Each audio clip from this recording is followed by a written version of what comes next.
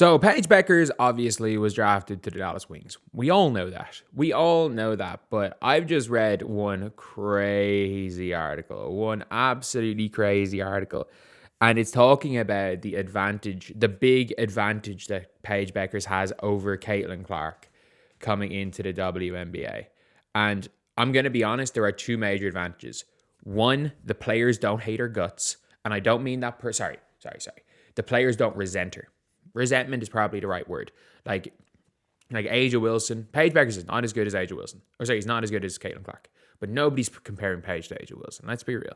And there were people comparing Clark to Angel Wilson. And I don't think Caitlin's as good as Angel Wilson at this point in time. Maybe in year two.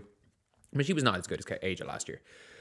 But there was at least not a real conversation just because of how much Caitlin was an engine, that there was like a slight argument you can make, but it was a similar argument to the Curry's the greatest basketball player of all time argument. Putting Caitlin in the A'ja combo last year is like putting Curry in the GOAT combo. You can do it, but it's going to be a hard argument to have. But obviously A'ja's there praising Paige, and everyone's praising Paige. No one's saying a negative word about Paige, and they all went at Caitlin last year outside of like Breanna and a few others, and Satu and Arike, to be fair. But I just read this article here. Massive advantage that Paige Bueckers has that Caitlin Clark lacked in her rookie year. Paige and Caitlin are two of the most popular people in women's college basketball. Bueckers joining Clark in the WNBA. The two will be undoubtedly compared a lot. And that's an agreement. And by the way, if you are arguing that Paige Bueckers is better than Caitlin Clark without playing in the WNBA, it's so the amount of people that have made that argument,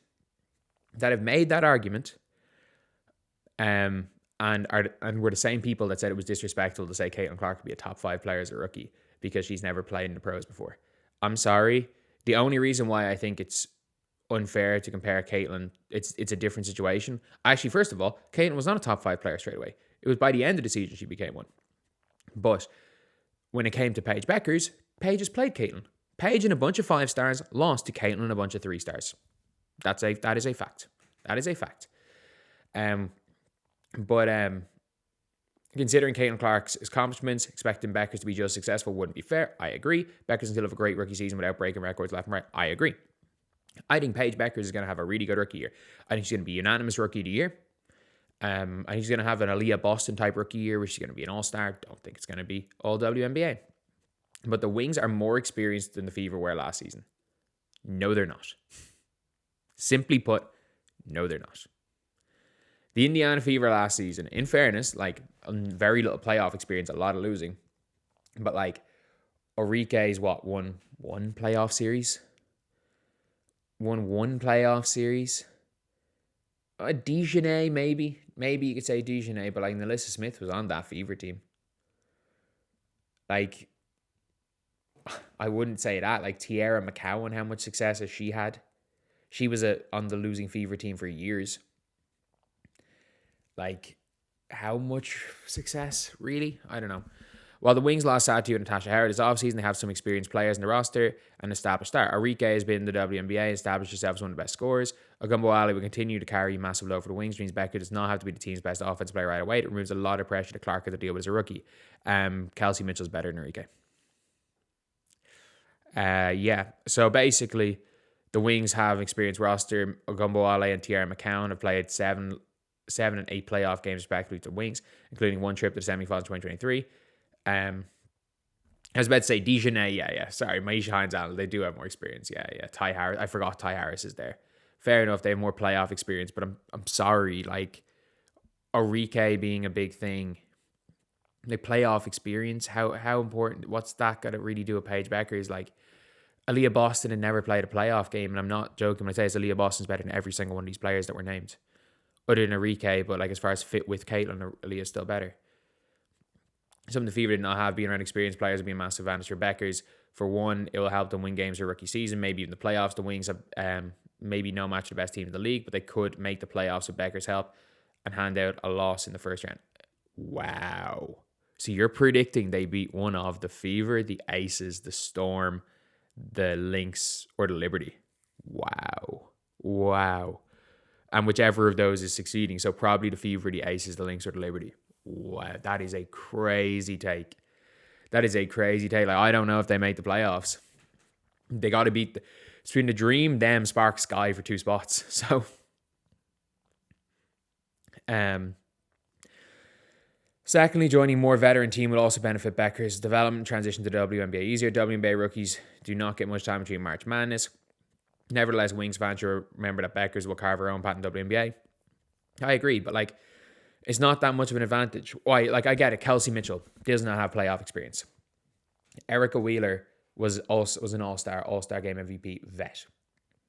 Erica Wheeler was a vet. Katie Lou Samuelson was a vet. Temi, not WNBA experience, but Temi has basketball experience all over the world and was a true vet.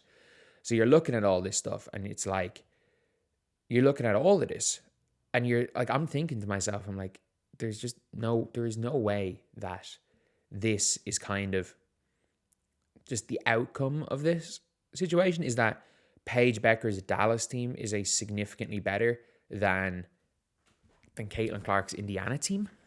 Like, okay, yeah, Caitlin Clark's Indiana team was young, but like, a lot of the time it actually benefits young players being thrown in the deep end.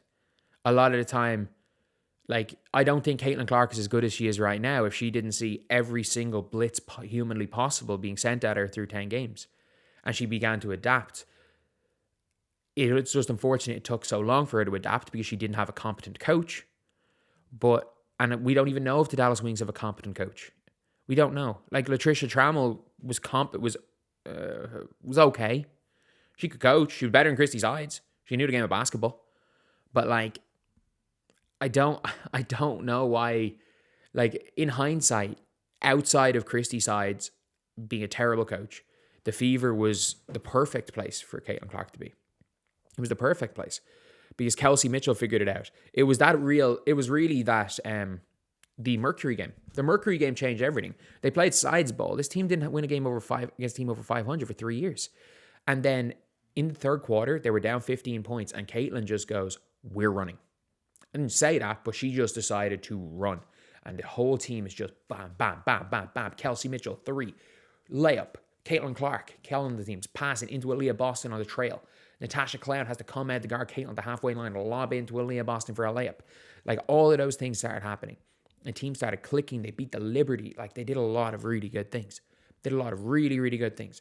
So you're looking at it and it's like,